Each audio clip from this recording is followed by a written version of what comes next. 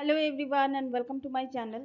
এখন আমি বড়ে মিয়াঁ ছোটে মিয়াঁ এবং ময়দান এই দুটো ঈদে রিলিজ হওয়া দুটো সিনেমার বক্স অফিস কালেকশন নিয়ে কথা বলবো। তবে আমি একটা কথা বলে দিই, বড়ে মিয়াঁ ছোটে মিয়াঁর রিভিউ কিন্তু আমার চ্যানেল থেকে আসেনি। ওটা আমি আজকে যাব, আজকে দেখব, আজকে রিভিউ করব। তো তবুও প্রথম দিনের বক্স অফিস কালেকশন মাত্র 15 crore। তো সেই হিসাবে আমি বলবো যে অকুপেন্সি যথেষ্ট কম ছিল।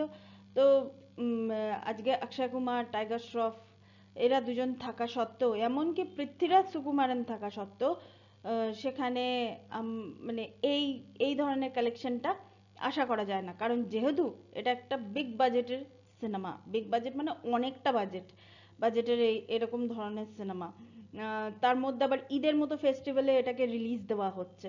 তো সেই হিসাবে আমার কাছে এটা যথেষ্ট কম মনে হয়েছে। এটা যদি 30 crore যদি ওপেনিং নিত, তাহলে আমার মনে হতো যে হ্যাঁ একটা ডিসেন্ট, তাও 30 crore খুব ভালো বলা যায় না, একটা ডিসেন্ট কালেকশন এটাকে বলা যেতে পারে।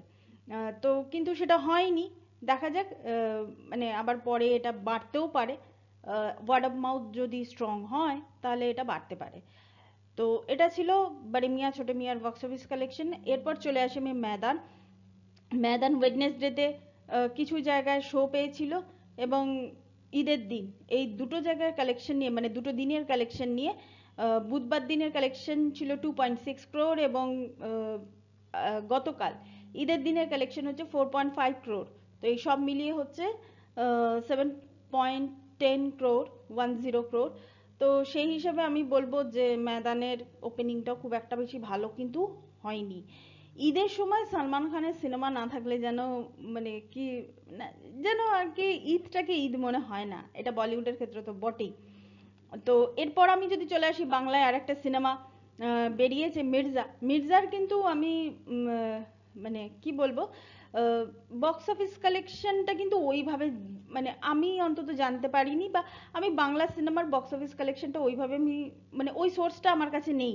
এটা কিভাবে জানা যায়, আর ওই কতটা কি বুকিং হচ্ছে ওইভাবে হিসাব করে করে করতে গেলে তাহলে তো মানে লম্বা হিসাব, ওই রকম হিসাব। তো সেই হিসাবে আমি ওটা বলছি না, কিন্তু তবু দর্শককে আমি বলবো যে মির্জা, অঙ্কুশ, অঙ্কুশের প্রোডাকশন থেকে এসছে, খুব বিতর্কিত একটা প্রজেক্ট ছিল। সেই বিতর্কিত প্রজেক্টটাকে সে যে এরকম স্ক্রিনে সে যে মুক্তি দিতে পেরেছে, এটাই অনেকখানি। এটার জন্য অন্তত মানে সিনেমাটার পাশে থাকুন। দেখুন, ভালো মন্দ হলে সেটা বলুন, তাহলে হল থেকে বেরিয়ে এসে বলুন যে সিনেমাটা ভালো হয়নি, কিন্তু সে কিন্তু চেষ্টা করেছে। এই চেষ্টাটাকে অন্তত একটু সম্মান দেওয়া আমার দরকার, মানে আমাদের দরকার। তো এটা গেল তো মির্জা। মির্জা কথার মানেই তো হচ্ছে প্রিন্স, মানে রাজকুমার। এই রাজকুমারের প্রসঙ্গে বলি, বাংলাদেশেও কিন্তু ঈদে রাজকুমার, শাকিব খানের রাজকুমার রিলিজ করেছে।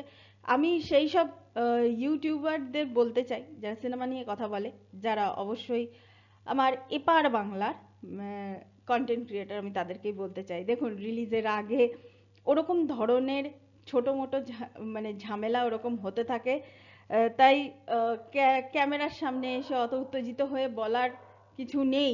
কারণ আপনাদের, আপনারা যাদেরকে নিয়ে কথা বলেন, দিনে অনেকগুলো ভিডিও বানান, নিজেদের বিশ্বাসের জায়গা থেকে ভিডিও বানান, সেটা বুঝতে পারি। কিন্তু একটু তো আপনাদের মানে শাকিব খানকে একটু বিশ্বাসটা তো করুন। তার ক্ষমতা আছে নিজের রঙে অন্যকে রাঙিয়ে দেওয়ার। ফলটা তো আপনারা দেখতেই পাচ্ছেন, আপনাদের চোখের সামনে আছে। এখন শুধু এই সাকসেসটাকে এনজয় করুন। আমি আশা করব শাকিব খানও এই সাকসেসটাকে তিনি এনজয়ই করছেন। রাজকুমার যেভাবে, মানে কি বলবো, যে আপনারা যে ধরনের ভিডিওগুলো দেখাচ্ছেন, এত ভিড় রাজকুমারে, এবং ওয়ার্ড অফ মাউথও কিন্তু খুব একটা খারাপ নয়। তো সেই হিসাবে চুপচাপ থাকুন, সাকসেসটাকে এনজয় করুন, আর এই রকম ভাবেই আপনাদের সুপারস্টারকে আপনারা ভালোবাসা দিতে থাকুন। তো বরঞ্চ এই মুহূর্তে শাকিব খানের রাজকুমার চললো কি চললো না, কি হলো কি হলো না, এই সব কথাগুলো না ভেবে এটা ভাবুন যে আমাদের বাংলার ক্ষেত্রে কান্তারা টু, পুষ্পা টু, এগুলো কিন্তু বাংলাতে ডাব হয়ে আসছে। তো সেইখানে কি হবে, এটা কিন্তু ভাবার বিষয়। ভাবুন, মানে আমিও ভাবছি। Thank you so much. That's all.